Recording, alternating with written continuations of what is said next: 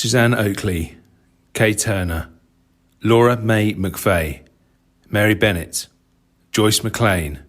On Wikipedia, there's a list of the names of people, overwhelmingly women, who were killed while out running. It dates back to August 1975. Nancy Finch, Gail Ornstein, Sandra Nessel, Pamela Ellen Page. The list is largely American biased, and as you get closer to the end, you'll find more familiar names. Those of Elise Fletcher, a Tennessee kindergarten teacher who was shot in the back of the head. She'd been out for her morning run.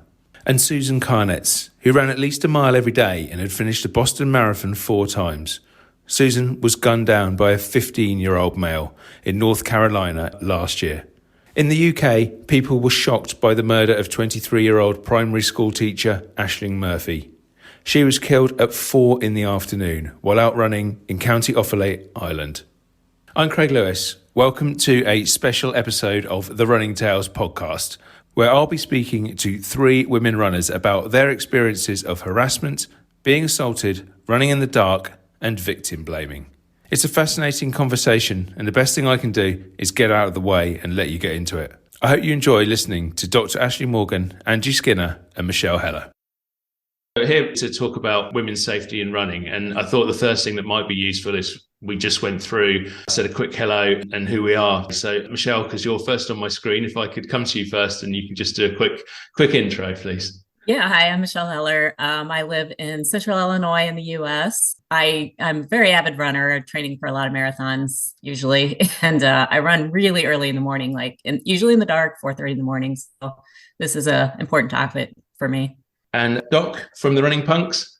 Hi, my name is the Doc from the Running Punks, and I live in Cardiff, which is the capital city of Wales in the UK. I've been running this is my 35th year of running. I'm not a very good runner. I run for my mental health. And only the past couple of years have I joined a running group, and I would never normally do that. But I have been suffering from male harassment for the past 35 years, not just with running. If we can come to you as well, Angie, and perhaps just off the back of your intro, if you could go into your experiences historically and more recently in terms of harassment or anything else presumably from men while out running. Hi, I'm Angie Skinner. I live in Chattanooga, Tennessee. I'm originally from Memphis, which, we've recently had a murder of a runner. And I started running very seriously in 2014. Like you, I run for my mental health, and I was going through a divorce at that time. And I felt like that was just sort of my only solace. And now I think anyone that runs on a consistent basis, if you don't get to go, it's a range from mild disappointment to, dismay. So even yesterday, I was harassed on the street twice. I'm 56 years old. I consider myself to be in fairly good shape, but it doesn't matter what age you are. It just seems like there's always an opportunity for someone, to hang out their car window, to chase you, to swerve at you, yell at you, like all kinds of things, or even try to get close to you physically. And so one of the reasons why I wanted to come to this podcast was because I arm myself, not with a gun, but I carry a lot of things with me to protect myself. And that was something that I wanted to bring to you guys. It's just what I'm using, where when I leave my house, I feel I'm as safe as I possibly can be. What kind of things are they, Angie? I don't know if you guys carry water. I am particularly fond of the Fuel Belt brand of water belt because it has a pocket on it. And in that pocket, I carry some just sort of short range mace. It'll spray 15 feet. I don't know if are self-defense things like that readily available in the UK. I mean, I know you can't have a weapon. Maybe knives are more common in the UK. Can you get your hands on mace? I think we might be able to, but I never have.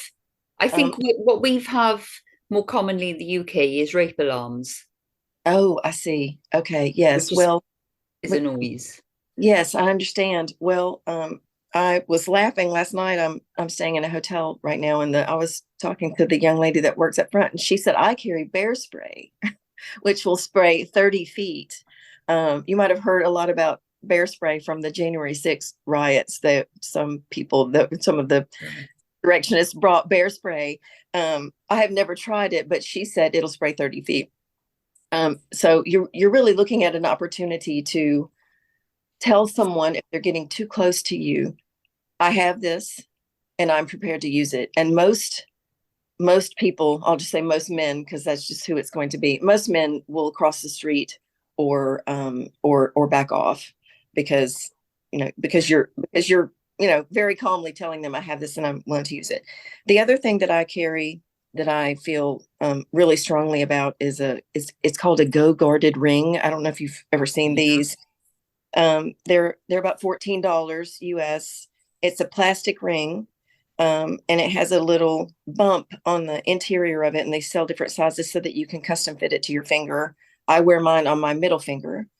And it is a sharply pointed serrated ring that will easily cut you if you're not careful. I've cut myself and it like a little tiny bit, and because it's serrated, it bled for 2 days. But it's designed to go into your assailant and pull out a plug of skin.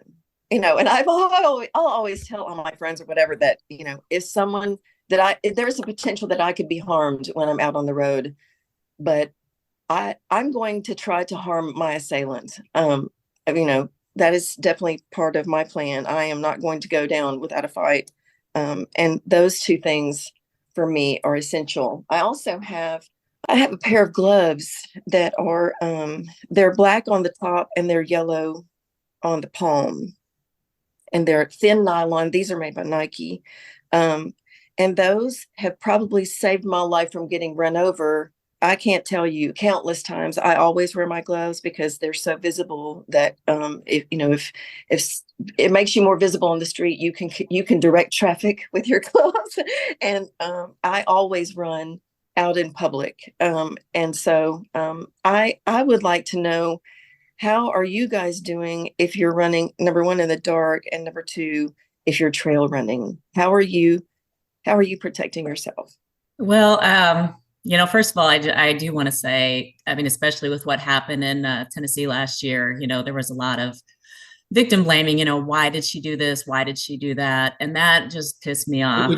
Sorry, Michelle, just to interrupt. Yeah. We're talking about Eliza Fletcher here, aren't we? Correct. Yeah. Yes. Yeah. Shot in the back of the head. Yeah. I think what Angie's doing is just fine. I think women should be allowed to do whatever they want to do to protect themselves, whether that's not have anything with them or, have all these various items with them. For my safety, I always have pepper spray with me. That's number one. And it's great. It's a handheld. I don't even have to hold on to it. It actually holds on to my hand. So, and I always have my cell phone with me because I am by myself alone in the dark every day. And that was just how I felt for my own safety. I'm sure there's more things I could carry. But for me, that's what makes me comfortable. So that's what I always have. Did you ever consider, after that horrific incident, did you ever consider not going out? I'm not saying that people should be asking you that, but through your own mind, did you ever consider, I'm not going to do this anymore? It did scare me. I'm not going to lie, because that especially Elise was very, that really resonated with me, because she was running early in the morning in the dark by herself, which is exactly what I do every single day. I'm always by myself because, that's, nobody wants to come meet me in the country at 4:30 in the morning. It's weird. So, I mean, of course, the thought, I have a treadmill in my house. I could easily just stay inside and be safe. And the thought did cross my mind, but at the same time, it's like, this is what I love. This is what I do. I don't want to let this take over my life. And I just continued. I had lots of friends and family reach out to me. They're like, you're not still doing this, are you? And it's like, yeah, I am. I try to be safe, but I'm not going to turn my life upside down out of fear. So. And you mentioned victim blaming as well. Did you feel that there was, well, I mean, it's not a did you feel question, that there clearly was a lot of people saying it was her fault for being out at that time. How did that make you feel? Yeah, I mean, I had other people. I mean, I wouldn't call them, they were blaming me, but yeah, it was like, well, you shouldn't be alone. You shouldn't be doing this. And it's like, She was out for a run. She didn't do Right. anything wrong. I mean, if a girl wants to go out in her sports bra by herself in the dark with no weapons, she's doing absolutely nothing wrong. And it really pisses me off that people are like, why did she? Why did she? Why did she? Instead of why did he? You know? Absolutely. And And I it think, just ticked me off. It really, the victim blaming is just it's insane. And I remember watching, it was like a major news broadcast, and they were, of course, sympathetic about this whole thing. But one of the first things the woman said was, well, I mean, that's why women shouldn't be alone. And it's like, no, no, no, no, no. That's not what you should say here. And yes, that's when the first news clips came out and she had on a sports bra and little bitty running shorts, yep. the media jumped on the fact that, that was about, it had something to do with what she was wearing. Right. I will say this, and I believe this with all my heart. Eliza Fletcher could have outrun her opponent. She could have outrun him all day long. She just let him get close enough to her, and he knocked her out with one punch. And that's really what happened. He got close enough, he cold cocked her, and he put her in his car. And so, that's the other thing. It is people blaming her when if she could have avoided him or run faster than him, she'd still be alive today. And I played that scenario out in my head a lot. I always want to know, if a car does slow down, what am I going to do? I've played the scenario out in my head many times, so I'm hoping I will at least be prepared and know what to do if it happens. And Doc, can I maybe bring you in here? Because I know you've got some quite strong views on being afraid of the dark or not. Yes, it's very interesting listening to what you both have to say. And one of the things that resonates with me quite a lot, Michelle, is people saying to you, you shouldn't run on your own. And in the UK, what is interesting is that it seems that even when people are together, if a man is committed enough to want to kill women, then it doesn't matter how many people are there.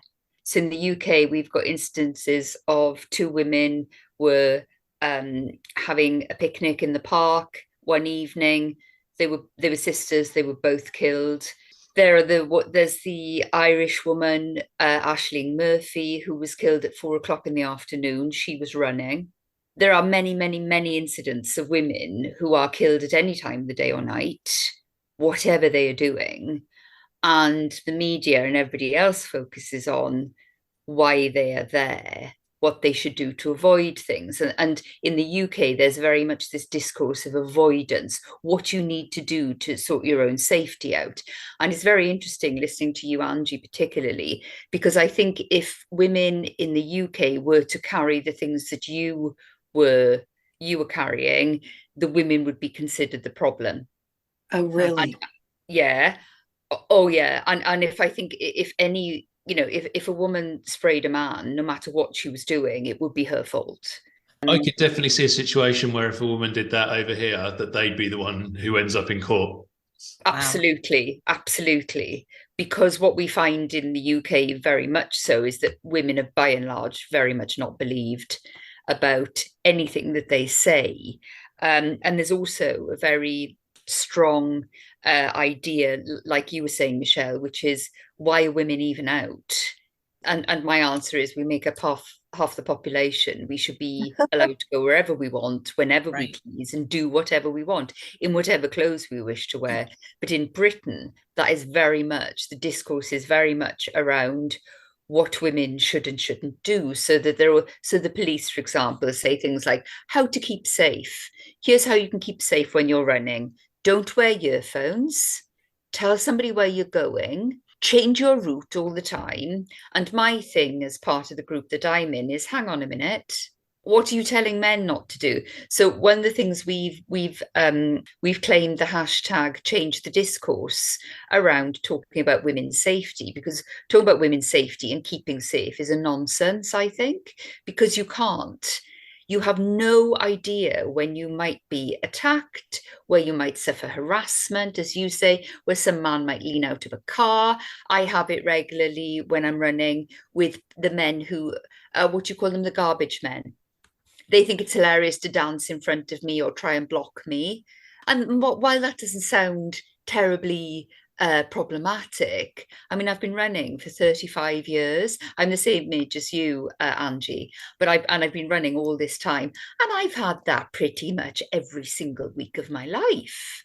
So I don't want to have to put up with it anymore, And it's interesting. I was talking on the news one day in the UK, and the woman who was interviewing me said, the thing is, and she was a similar age to me, and she said, you get to a certain age, and you can, there's all sorts of things you can do to call it out.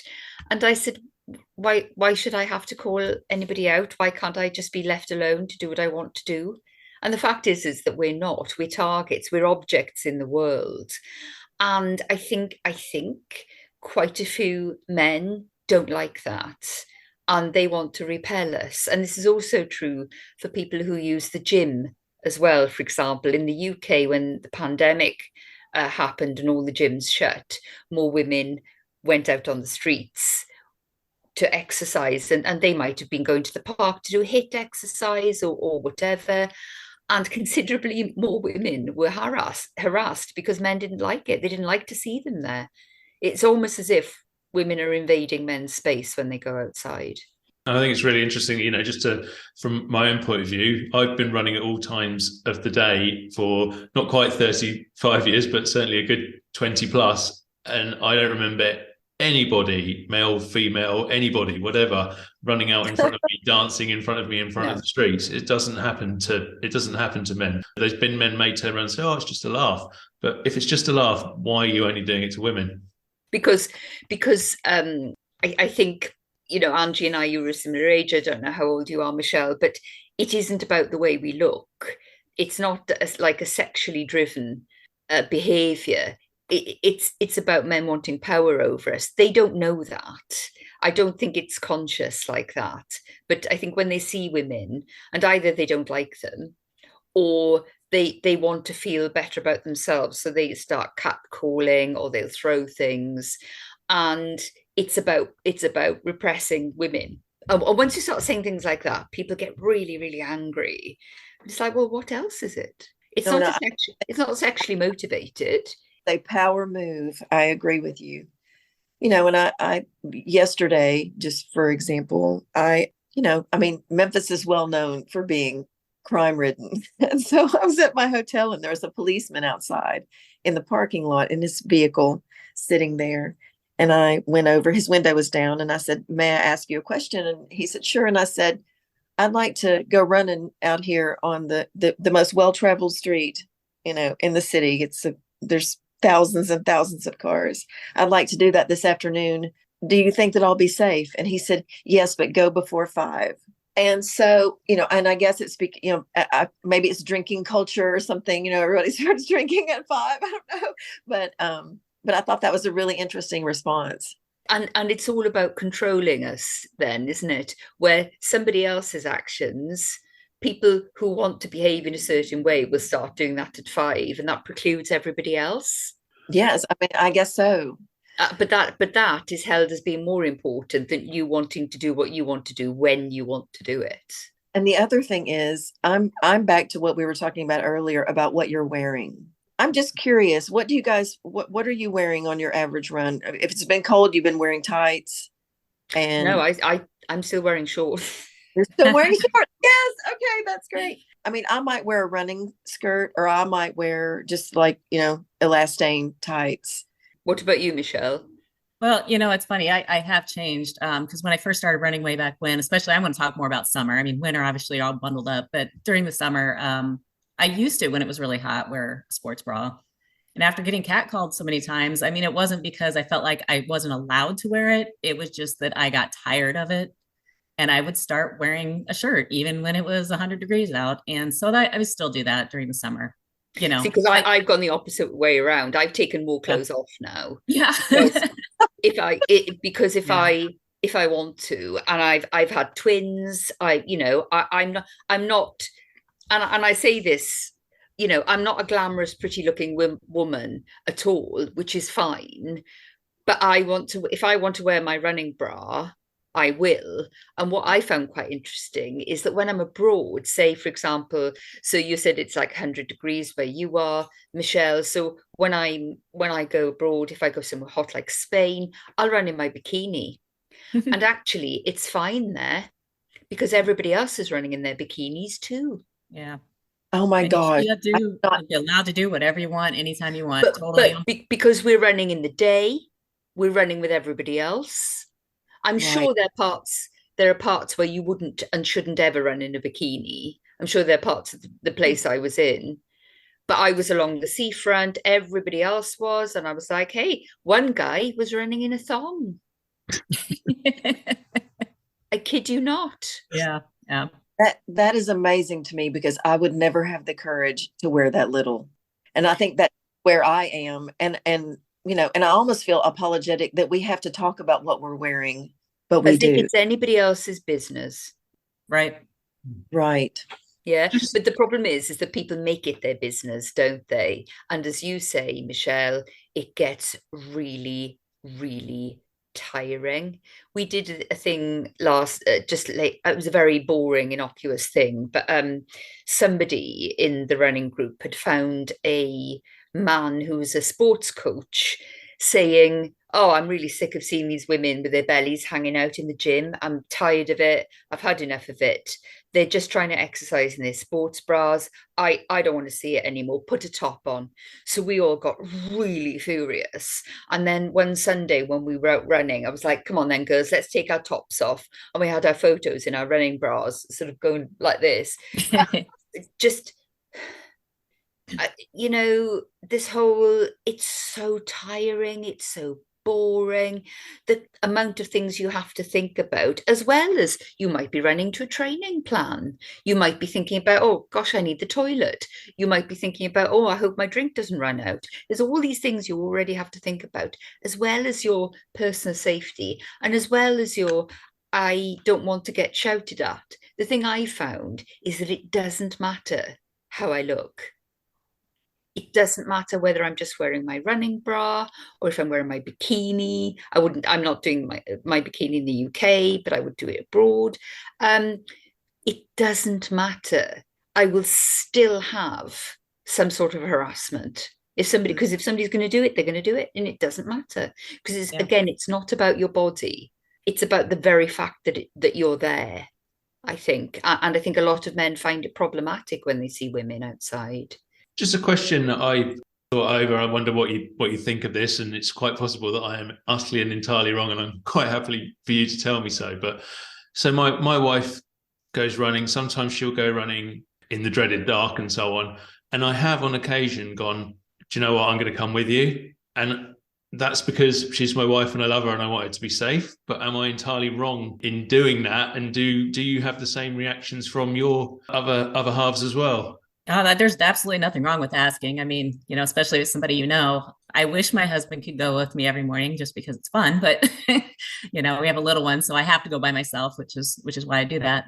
But no, there's nothing wrong with asking. So yeah. Well, I think it's very endearing that you would want to go with your wife. I think that's awesome. I don't have that privilege, so there's no one to go with me, which might be another reason why I choose violence. No, not at all. No, I think that's fair. I think that's extremely, I think that's really, I think that's good of you to do that, is what I mean. I can't think of the word, but I think I'd probably tool up as well. I like running on my own more than anything else. I am very much not a sociable runner.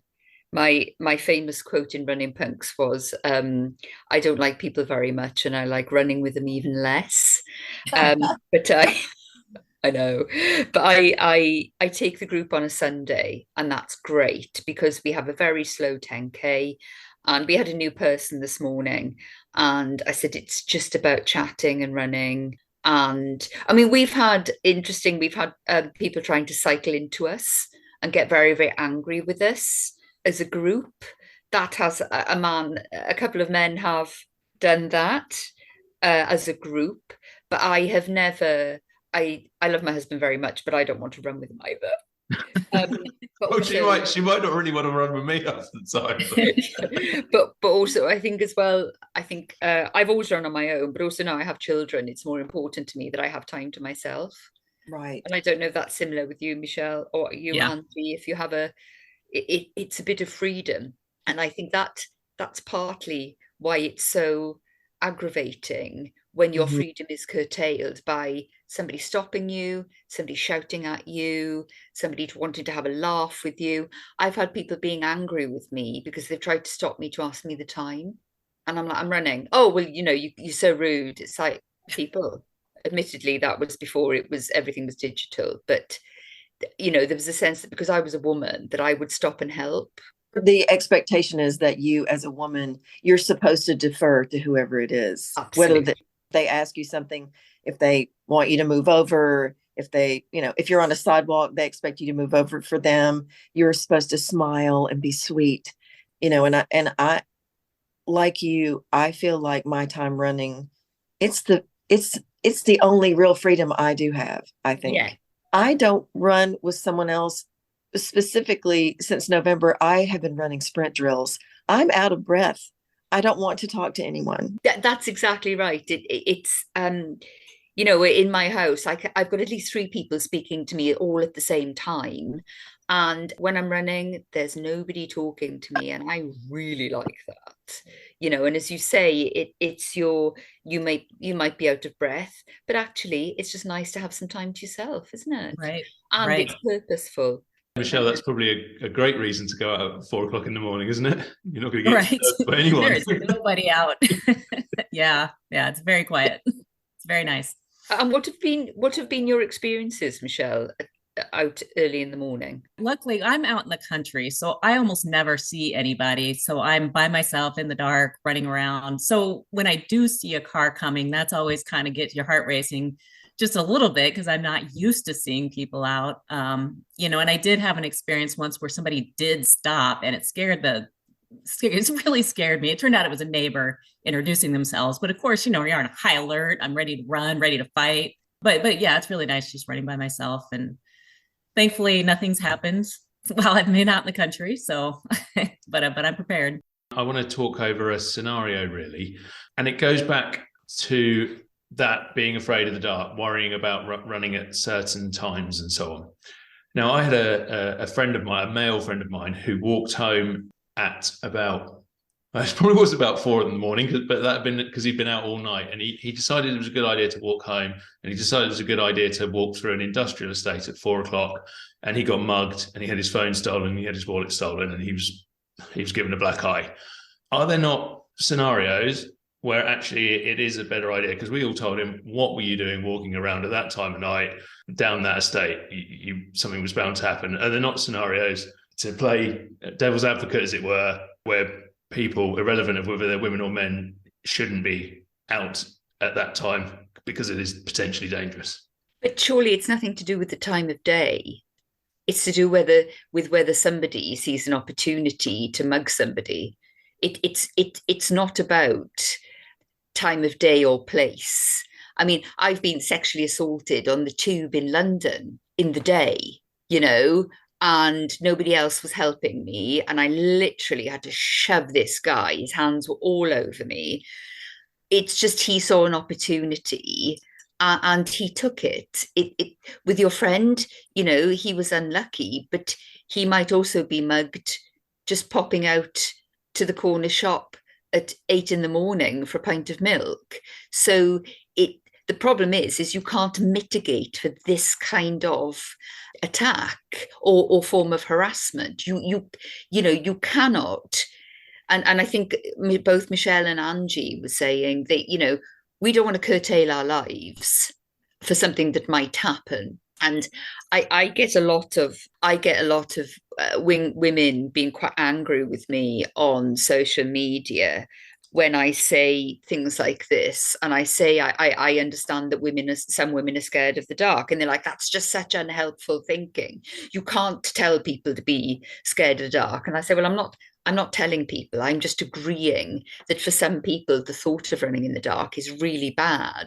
And I know a lot of women who come October in the UK say that's it now. We can't go running after work because we have to run after work and the light has gone. And there's no way we're running in the dark. No way.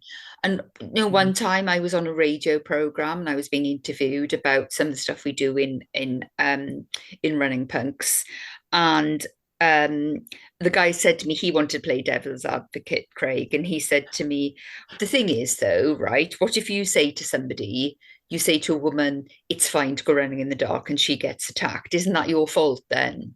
And I took a beat. My mic dropped on the floor. And then I said, how is that even a thing? Because the whole time you're saying who's allowed out and who isn't. And it's just about opportunity. It's not at all about the dark. And it can't be about the dark because so many people are harassed and killed in the day. That's very true. And I think a lot of people, when they talk about the dark, I think it's because like especially I'm out at 4, nobody else is awake. You scream, who's going to hear you? But I think it's important that you should be able to go when you want. I mean, I don't go at 4 a.m. because I'm like, hey, I want to get up really early and do this by myself. And, it's because this is when I can do it. I can't do it later. I have to work. I can't do it after work. I have to get my child, and this is the time I can do it. So that's why I do it. It's, so when people say, why do you do this? Well, because that's when I have to do it. And I think a lot of people don't understand the lives of some women then and responsibilities that they may have particularly around childcare, which is that you can't do, your job and your child might need you after work. And that's just the way it is. If you want to run, it has to be at that time, which is perceived of as being unsociable or dangerous.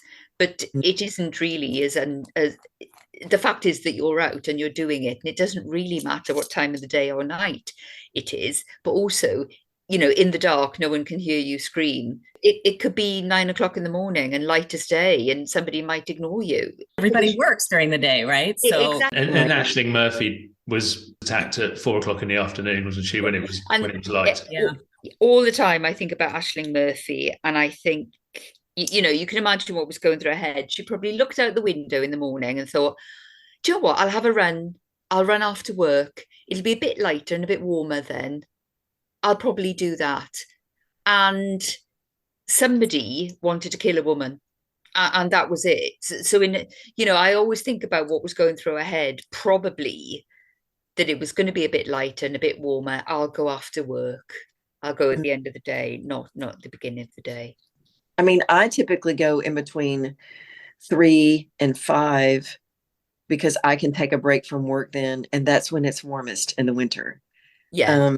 But I think about, if it's dark outside, I typically wear a Tracer 360. Do you guys have those? Is it like a locator thing? It's the battery operated thing that you put over yourself that's made of, it's two LED tubes, and it's a light that's on you where you won't, where motorists can see you and they won't run over you. Right.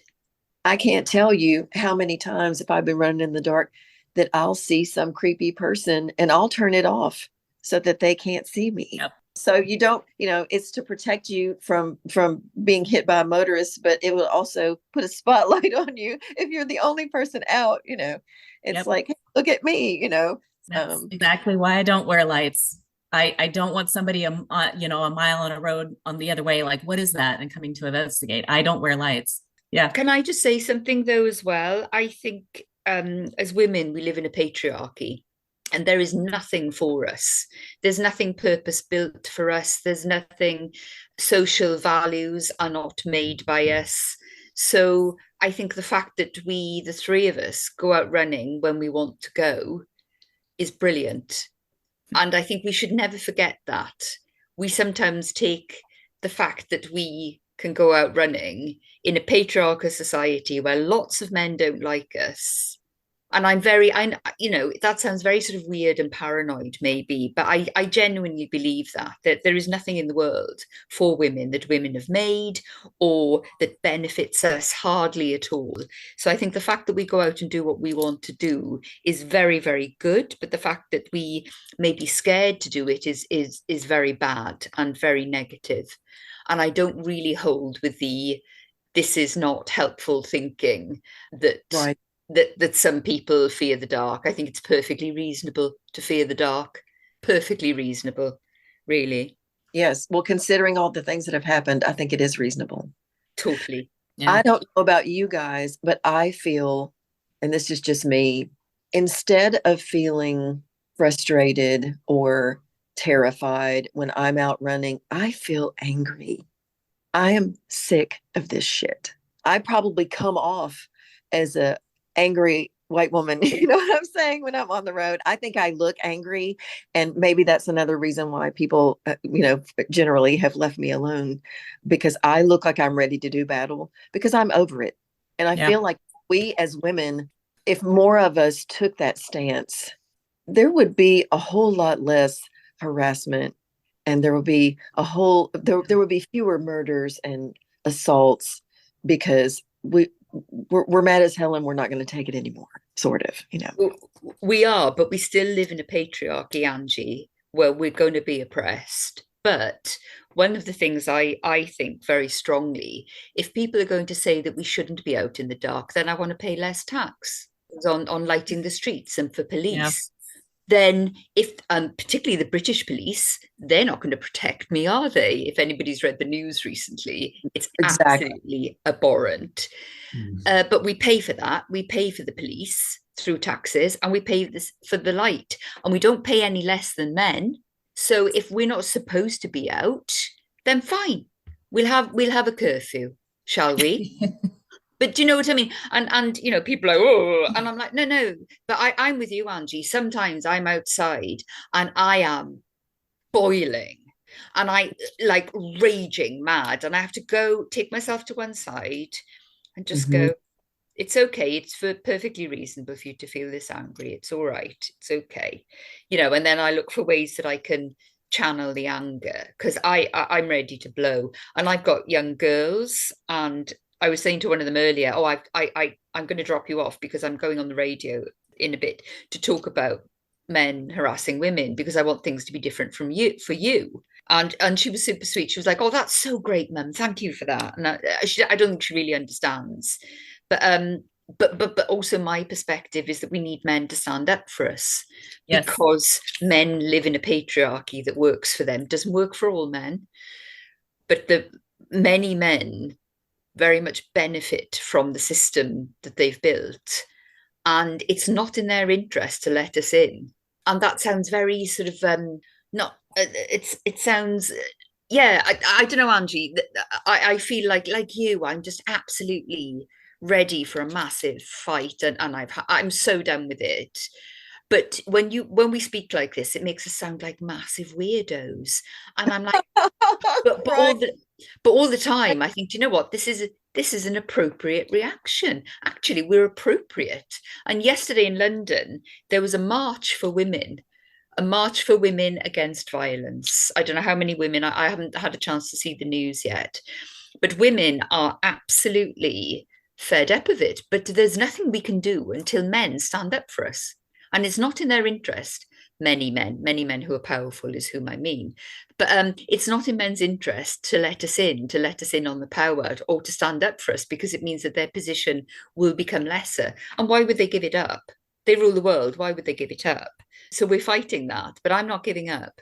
Yeah, I think we've had some, you mentioned the police issues. We've had some ridiculous issues recently, Wayne Couzens for one, but also not things recent. like Sorry, Craig, not recent, for over a very long period of time. Right. Yeah, I was just going to mention the recent ones, which is what I meant by that. But Ones we've totally take your point. But yeah, Wayne Couzens, and then finding out that there's lots of other officers in a similar situation to him, and then also we saw, and I don't know whether this cut across to America at all, but the way that Nicola Bulley's issues with alcohol and the menopause were portrayed by the police and then subsequently by the media, and all this lady had done at that point was go missing. She'd had the temerity to go missing, and suddenly her whole life was being portrayed out there. So I think there's definite issues that need to be addressed, but I'm also really interested in what reasonable men can do, because the obvious answer is don't attack women, but obviously there's more to it than that. Talk to your friends is the thing. I think, I don't know, and I'm very uncomfortable with things like bystander intervention. I'm quite uncomfortable about that, because there have been quite a few incidences of men being killed with just one punch, and I think you have to feel very confident as a man to weigh in on something happening. I also know, living in Wales, the misogyny and the homophobia is rife. No matter what anybody says, it very much is. And I know there's a gay guy, Michelle and Angie, who was a rugby player, and he's the first openly gay rugby player, and he's a very tall and very big man. And when he goes out for a couple of drinks with his friends, he often gets other men challenging him for a fight, that he cannot be seen to engage with them, so he might end up getting beaten up because he's a big guy. And so I do find bystander, that's the whole thing that's happening in the UK now, which is this hashtag don't stand by. If you see something, call it out, which is all very well. But if you've got somebody who's very, very committed to harming somebody and or killing them, it's very risky. And I think it should be much more about behaviour change from an early age. My children, when they were 5, were told that girls couldn't play football. And then that escalated to lots of other unpleasant things about what girls can and can't do, and the appropriateness of boys telling them what they can and can't do. So it starts there. But also in Wales particularly, we have a massive problem with older men of the boomer age absolutely thinking they rule the country, and that they should say and do what they like. And that's a massive problem too. I don't know what it's like in America with sort of guys in their 50s and 60s and 70s, really, isn't it? Yeah. I like the whole, what Craig said. What can men do? Yeah, I think it is important. They do need to be educated. Men need to know from, like you say, from an early age, what is and is not appropriate. When you're out running, and I like the whole, if you see something, say something. Men, when you see women running, first of all, I think the biggest thing is just leave them alone. We don't want to have a conversation. I've been on the trail many times where a man comes up next to me and starts talking, and I know they're just trying to be nice, but it's like, just, I'm already on edge, just leave me alone. But at the same time, you can probably see if somebody is being harassed, or maybe they're uncomfortable, and just a simple, are you okay? Maybe they're just fighting with their boyfriend and be like, we're fine, Yeah, yeah. But yeah, definitely you see something, say something. And like you say, telling other men, what is and is not appropriate. Just educating. They need to know it's not appropriate. Maybe a man's leaning out the window telling me I look sexy because they think they're complimenting me, but it's creepy and it's awful and we don't like it. I had a very interesting thing happen on, sorry, but I had a very interesting thing happen on social media where I was talking about this kind of thing. And a man got really angry with me when I said, do you know what? It would be much, he was talking about how he compliments women. I said, do you know what? It'd be much better if you didn't do that. And he was like, how dare you tell me what to do? Of course it's a nice thing to do, and I shall carry on doing it. I said, well, some women might think it's harassment. Well, you don't know. You don't speak for all women. I'm like, oh, hun, 56 years of this. What you want? How many scenarios? Do you hear me, Angie? How many scenarios do you want me to go through here? Right. You're like, you might think that I don't speak for all women, but oh, by the way, I do. Yeah. Yeah. I don't think that, just from my perspective, I don't think that there is discourse between men about how they should be respectful of women. I don't feel like that is a conversation that is had between men. Maybe a conversation that's had in between fathers and sons. Maybe that does happen, but I don't think any man that I know would say to a friend, hey, have you catcalled women while they're running lately? You shouldn't do that. Right. Right. And it's a disappointment I don't know how we raise the bar in terms of expectations about what the discourse should look like. But I do think that something, obviously, the fact that at all ages, we're always in peril, it's a problem. And, we have to find some way. Craig, what would you see yourself doing to make a change as a man and as a fellow runner? Well, I guess aside from hopefully doing this kind of conversation, but just to go back and say, in terms of the question you asked around, do men have those conversations? No, I don't think we do. I doubt I've ever sat around in a room with my mates and said, oh, what do we think about catcalling women when they're out running? And I'd like to think my friends are pretty reasonable people, but and wouldn't do it. But it's not a conversation you have. It's not something that comes up. And particularly if you're with people you know less well, there might be a feeling that you'd be considered, you're weak, you're soy, or whatever the word is for today, and it's just not worth the hassle of doing that, because some blokes will just be idiots about it. You'll get in stupid arguments and so on. So yeah, we don't necessarily talk about things like that, and perhaps that should happen more often. From my own personal point of view, I just try to be respectful. I'd never approach somebody, a woman I didn't know when I was out running.